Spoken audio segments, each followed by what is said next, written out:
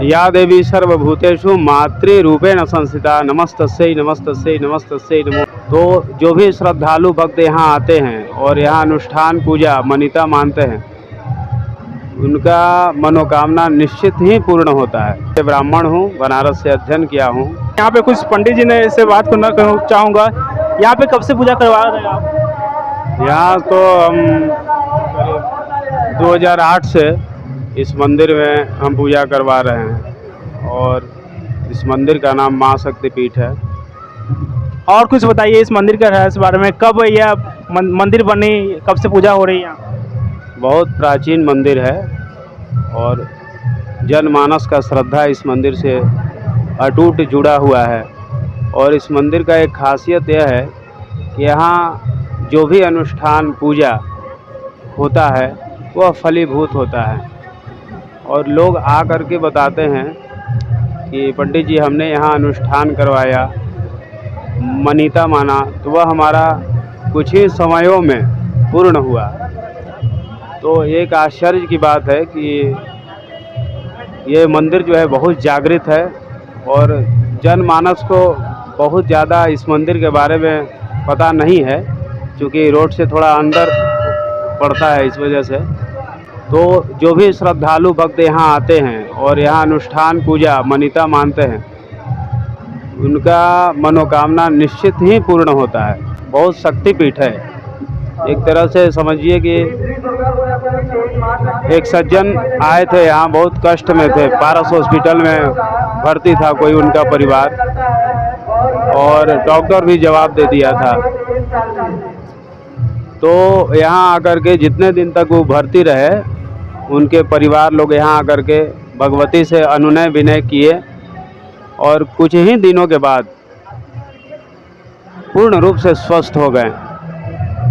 तो ये मंदिर का बहुत सौभाग्य है कि हम जनमानस के बीच में ऐसा शक्तिपीठ जो है, इस राजा बाजार 49 नंबर पिलर से अंदर गली में ये मंदिर है और यहाँ श्रद्धालु लोग आते हैं और कृपा प्राप्त करते हैं। और मैं एक आचार्य ब्राह्मण हूँ, बनारस से अध्ययन किया हूँ। तो धर्म के विषय में जो जहाँ तक हमारी जानकारी है, उस दृष्टिकोण से मैं आपको बताना चाहूँगा कि वास्तव में इस मंदिर में जागृति है। मंदिर में तो हर मंदिर में एक अलग छवि होता ही है। यहाँ पे जो भक्त मांगते हैं उसके मनोकामना पूर्ण हो जाती है। निश्चित रूप से। कभी आप आइए, आपकी मनोकामनाएं कुछ हों तो आप यहाँ दर्शन कीजिए, भगवती से अनुनय विनय कराइए कीजिए, तो निश्चित रूप से आपकी मनोकामनाएं पूर्ण होंगी। और या देवी सर्वभूतेषु मातृरूपेण संस्थिता नमस्तस्यै नमस्तस्यै नमस्तस्यै नमो नमः। इसका अर्थ क्या हुआ? मातृ स्वरूपा हैं। हम उन देवी को नमस्कार कर रहे हैं, बार बार नमस्कार कर रहे हैं, प्रणाम कर रहे हैं और उनकी कृपा प्राप्ति के लिए मातृ रूप में, मातृभाव में भगवती को देख रहे हैं। इसका अर्थ यही हुआ। और विशेष अर्थ के लिए तो प्रत्येक जो है मंत्र में कुछ न कुछ रहस्य छिपा है। भगवती के जितने भी मंत्र हैं, सभी मंत्र में कहीं न कहीं रहस्य छिपा है और प्रत्येक मंत्र हमारे जीवन को एक अच्छा मार्ग दिखाता है। ठीक है। और सद्बुद्धि, सद्विद्या, सद्ज्ञान, आरोग्यता, धन, पुत्र इत्यादि सब कुछ दिलाता है। बस भाव मिक्षंत देवता, भावपूर्वक भगवती को देखने की आवश्यकता है। यहाँ पे टोटल कितने कलश स्थापना होती है? टोटल कितने कलश स्थापना की जाती है? यहाँ तो 9 कलश जो है, भगवती का 9 रूप मान करके हम लोग 9 कलश का स्थापना करते हैं। और कलश क्या है? कलश ब्रह्मांड का नायक कहा गया है कलश को। कलश के अंदर पानी भी रहता है या कुछ? यस। कलश में पानी आप देखे होंगे कंठ तक ही रहता है। तो इसका वैज्ञानिक तथ्य यह भी है कि हमारे भूलोक में, पृथ्वी लोक में 3 हिस्सा में जल है, बाकी एक हिस्सा में हम लोग संसार बसाए हुए हैं।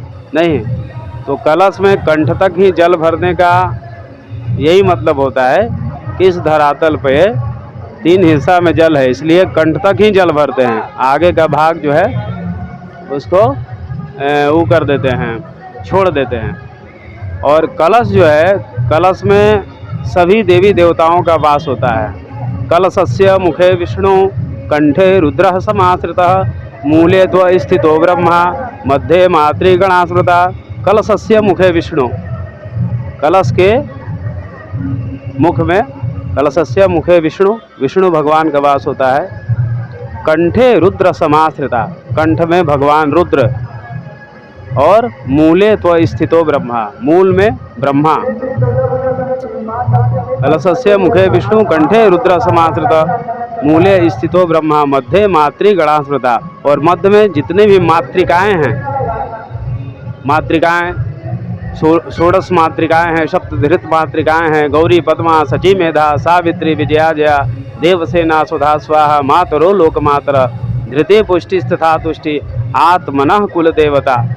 ये जो मातृकाएं हैं ये कलश के मध्य में जो है विराजमान है। और भी जितने समुद्र हैं, सर्वे समुद्रा सरितीर्थानि जलदानदा, जितने भी समुद्र हैं, नदियां हैं, सब जो है कलश में समाहित होते हैं। इसलिए किसी भी पूजा में कलश स्थापन करने का विधान है। और कलश पे ही माँ भगवती महाकाली, महालक्ष्मी, महासरस्वती का आवाहन किया जाता है। जैसा कि कहीं ना कहीं देखा जाता है कि कहीं 7 कलश बैठाए जाते हैं दुर्गा पूजा में, कहीं 9 कलश बैठा है, ऐसा क्या है? देखिए, इसका कोई प्रामाणिकता नहीं है। कलश तो कलश है, एक कलश बैठाइए या अनेक कलश बैठाइए। 7 कलश, 5 कलश, 3 कलश, 1 कलश, 9 कलश, कहीं कहीं 108 कलश भी लोग बैठाते हैं। कलश तो एक ही है। और सभी प्रत्येक कलशों में आप जितने कलश बैठाएं, प्रत्येक कलशों में इन देवताओं का, इन देवियों का, जो अभी हमने आपको बताया, सबका आवाहन होना ही होना है। और भक्त का भाव है, भक्त का भाव होता है कि भाई हम 7 कलश स्थापित करेंगे। विषम संख्या में कलश स्थापन करने का मतलब यही होता है कि हमारे शास्त्रों का कुछ मर्यादा है, कुछ नियम है कि आप कोई भी धार्मिक अनुष्ठान जब आप कर रहे हैं तो उसमें विषम संख्या का प्रयोग आप ज़्यादा करें। और यहाँ पे जैसा कि सुना हो कि आज 7वीं है, मैंने ये भी सुना हो कि 8वीं और 9वीं एक दिन पड़ रहा है, या एक ही दिन है या अलग अलग है? देखिए, सूर्योदय के समय जो तिथि घटित होता है वह तिथि जो है पूरे दिन और पूरे रात मान्य होता है। हमारे शास्त्रों के अनुसार, ज्योतिष के अनुसार, गोचर के अनुसार जो है प्रत्येक ग्रह जो है चलायमान है, कोई स्थिर नहीं है ग्रह। और उसी प्रकार से नक्षत्र भी चलायमान है, तिथि भी चलायमान है। तो यहाँ समझने वाली बात यह है कि सप्तमी तिथि जो है, अष्टमी तिथि जो है 11 तारीख को प्रातः 6:00 तक है। ठीक है, अष्टमी 11 तारीख को, और सूर्योदय के समय है, इसलिए वह तिथि 11 तारीख को पूरे दिन रात मान्य होगा। और तिथि का जो तिथि सूर्योदय के बाद प्रारंभ होता है और दूसरे दिन सूर्योदय से पहले समाप्त हो जाता है, उसको हम लोग क्षय तिथि बोलते हैं। ठीक है, उसका मान्य नहीं होता है। तो 9वीं जो है सूर्योदय के बाद प्रारंभ हो रहा है और दूसरे दिन सूर्योदय से पहले जो है समाप्त हो जा रहा है। ठीक है, इसलिए 11 तारीख को ही अष्टमी भी है और 9वीं भी है, और 12 को विजयादशमी है। और कल क्या है? कल 10 तारीख है, कल क्या है? कल है 10 तारीख है, तो कल आपका ये है, कल भी अष्टमी है, कल मतलब आधा दिन अष्टमी है या पूरे दिन अष्टमी? नहीं, पूरे दिन अष्टमी नहीं है। कितने- मतलब पूरे दिन है। उसके लिए हम आपको 1 मिनट समय दीजिए, हम पंचांग देख करके क्लियर कर दे रहे हैं। कल जो है अष्टमी, जो भगवती का निशा पूजा होता है, वह निशा पूजा जो है हम लोग कल मनाएंगे, क्योंकि उसमें अष्टमी का महत्व होता है। तो रात्रि में निशा पूजा ही होता है, प्रायः मध्य रात्रि में होता है। तो उसके लिए हम लोग को कल प्रातः 7:30 के बाद, यानी 10 तारीख को प्रातः 7:30 के बाद अष्टमी तिथि लग जा रही है। समझ रहे हैं? जो पूरे दिन है। और दूसरे दिन 6:52 तक है, 11 तारीख को। और सूर्योदय हो रहा है कितने बजे? सूर्योदय हो रहा है 6:13 में। तो सूर्योदय के समय कौन सा तिथि हुआ? अष्टमी। इसीलिए वह तिथि 11 तारीख को पूरे दिन मान्य होगा। ये हुआ। हम लोग जितने भी जनमानस हैं, जो सनातनी हैं, वह कहीं न कहीं नियम, धर्म के नियम और शास्त्र के नियम से बंधे हुए हैं। तो इसमें मर्यादाएं यही है कि हम शास्त्र के विरुद्ध नहीं जा सकते हैं। हाँ, जनमानस को ज्योतिष शास्त्र के बारे में पूर्ण ज्ञान नहीं होने के कारण जो है थोड़ा शंका होता है कि कौन सा तिथि माने। उसके लिए हमारे विद्वान लोग हैं, उनसे राय विचार परामर्श करके जो वे कहें, जो हमारा शास्त्र कहे, वही मानना चाहिए। और यही धर्म है। यहाँ पे नवमी के दिन जैसे कि 9 कन्याओं को खिलाया जाता है पूजा पे, और वहाँ पे चुंदरी उड़ाया जाता है, ऐसा कुछ यहाँ पे? यहाँ 9 कन्याओं को खिलाया जाता है देवी रूप मान करके। 11 वर्ष से कम उम्र की कन्या को देवी संज्ञा दी गई है हमारे शास्त्रों में। और 9 देवियाँ हैं, तो उन्हीं 9 देवियों का रूप मान करके कन्याओं को जिमाया जाता है, भोजन कराया जाता है। उसके बाद उनको दान दक्षिणा दी जाती है और उनसे जो है आशीर्वाद प्राप्त किया जाता है। उसके बीच एक भैरव बाबा भी होते हैं या फिर? भैरव हैं। भैरव का तो स्थान माँ के पास रहता ही है। भैरव जी, भैरव भैया उनको कहा गया है, भगवती के भ्राता। तो भैरव जी का तो स्थान सर्वोपरि है और रहते ही हैं। उनका भी आदर सत्कार, सम्मान, पूजन इत्यादि भक्तजन जनमानस करते हैं। भैरव भैया कितने वर्ष के लिए बैठाए जाते हैं? 8 वर्ष।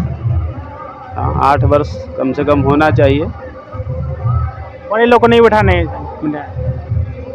बड़े देखिए, 8 वर्ष तक जो है ना, बालक के अंदर भैरव का रूप जो है 8 वर्ष तक के बालकों को माना गया है।